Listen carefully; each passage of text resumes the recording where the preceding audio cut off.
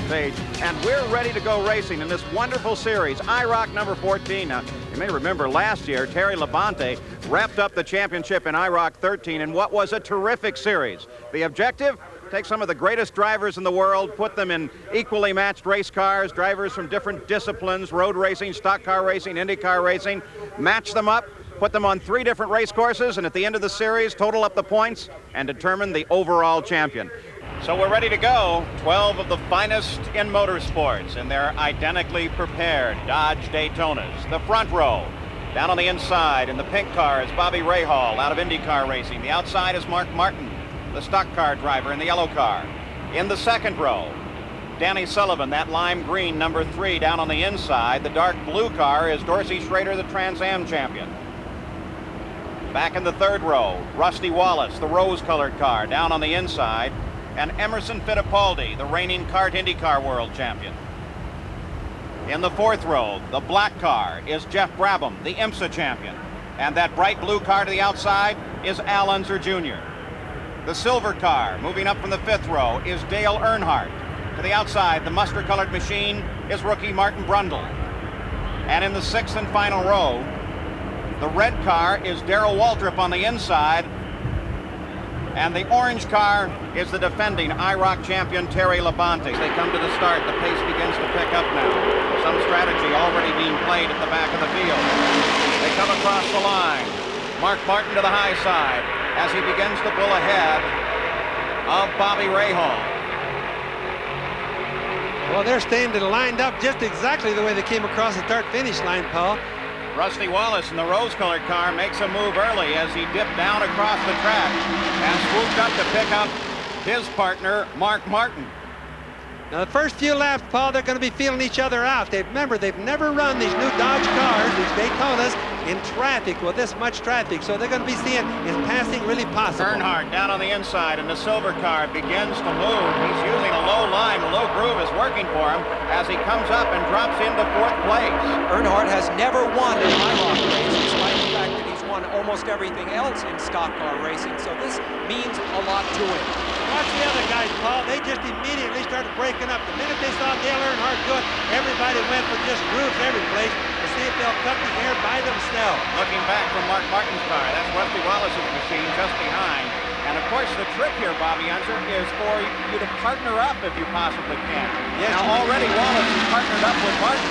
They're going to take advantage of the draft and try to pull away. Of the 4 cars that have broken away into the lead, 3 of them are driven by NASCAR veterans. Only one, the car being driven by Unser Jr., currently leading the race, is driven by a non-NASCAR driver. They're averaging 187.7 miles an hour, so at the moment we have a new record here for the IROC and the International Racing Champions of over 4 miles an hour faster than the previous record. We talked at the top about rookies in this race, rookie drivers, but the cars themselves are the real rookies, all 12 of them. These Dodges have never been raced before, and yet right now they're giving us the fastest ever average speed in an IROC race and performing very well. They have good downforce. These cars were developed, as I mentioned earlier, in the Lockheed aircraft wind tunnel, Sam, in Marietta, Georgia, and what they did is at 180 miles an hour, they were able to reduce the drag on the cars enough to equate to 40 horsepower. Rusty Wallace has the lead, but look here comes Earnhardt with a little help from Unser Jr. once again. As Earnhardt goes back into the lead, Mark Martin closes up as well. This pack is being closed upon by the second group. You know, one thing these 4 drivers in the lead are thinking about is making sure that they're clear of the second bunch, which is only a couple of 100 yards behind them. They want to make sure that as they make these maneuvers, they're not cutting each other off and losing speed. That's right, Sam, because what would happen if they start making a pass like for every lap, they're just going to slow the entire group down. The second group will catch up, and then instead of having 4 cars to race with, there'll be 8 cars. About the only way that you can tell these cars apart is by their color, unless, of course, you're one of the crew members. They root for their own special car. Throughout the winter months, these crew members worked on the average 15 to 18 hours a day getting these cars ready. Now, most of them as well are short track racers in their own right, either mechanics or drivers. They have not come down off this wall. In fact, they're rooting for each of the individual cars that they worked so hard on this winter. The second group is, look at that, they're just about caught up. That means that they've already got the draft from the first group. The first group is going to have a race on their hands in just a minute. And the extraordinary thing, Bobby, is that that second group has 2 rookies in it. Brundle, the Grand Prix champion in that mustard-colored car, and Schroeder, the Trans Am champion in the dark blue car. So they, despite their inexperience, have been able to join the leaders. Now you watch, they went down low, and they're just going to, they caught all the cars, so they're just going to get down low and try to truck on by. It's not likely that they can do it, though. You know who showed them the way was the old fox, Mr. Waltrip. I imagine there was some hand signaling from his car to those drivers, and they just stuck with it. Change at the front of the field. We look back from Darrell Waltrip's car as everybody dodging all over the course, and boy, it looked like Wallace got the back end loose coming off of the corner there. Years ago, been back in racing, but also you can just see that the drivers are super drivers. Darrell Waltrip leads. Earlier, we asked him about racing the IROC here at Talladega and what it takes to win. The element of surprise, I think, is more important in an IROC race than anything else. If you can think, particularly here at Talladega, you could think of something to do that would disrupt what everybody else is planning on doing, and then you might have a shot at just blowing them all in the weeds. Well, Mark Martin is going to try that strategy now as he ducks down to the inside to see if he can find a hole. But if he gets caught down there and forced down there, he will fall backwards very quickly. Waltrip is still out in front.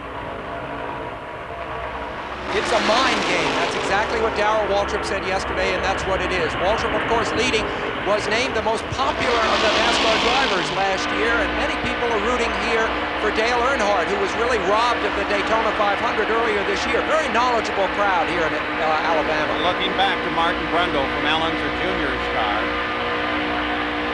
Brundle really holding his own with a spectacular run here, but a tremendous fight at the front of the field. The International Race of Champions. 12 cars started, 6 of them have led, and 6 of them are all running right together, and they're all battling for the front.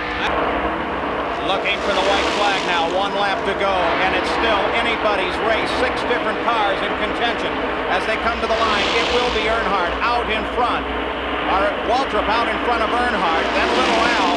Brundle and Mark Martin battle back behind them. Now we're on the final lap. Earnhardt is chasing Darrell Waltrip. Little Al continues to watch from his position in 3rd place. Martin just pushed that Brundle right out. I mean, that was just high super speedway experience. Just got up and pushed it right over. Final pass down the backstretch as Earnhardt now comes inside Waltrip. Little Al gives him a little bit of help. They come past Waltrip. Here they come, the final maneuvers. There's only 1 turn and a little bit left now. It looks like Waltrip has faded from the picture. Earnhardt leads it, but will Little Al be able to drop out of the line and pick up? They come to the tri-oval. The start-finish line is a bit behind that. Earnhardt widens his car out as they come into the line. Earnhardt, followed by Unser Jr. and then Mark Martin. And there it is. Earnhardt takes the first International Race of Champions for 1990, and the Dodges proved to be terrific. Best super speedway race we've ever seen in the IROC series. And the first win ever in IROC for Dale Earnhardt. One spectacular race.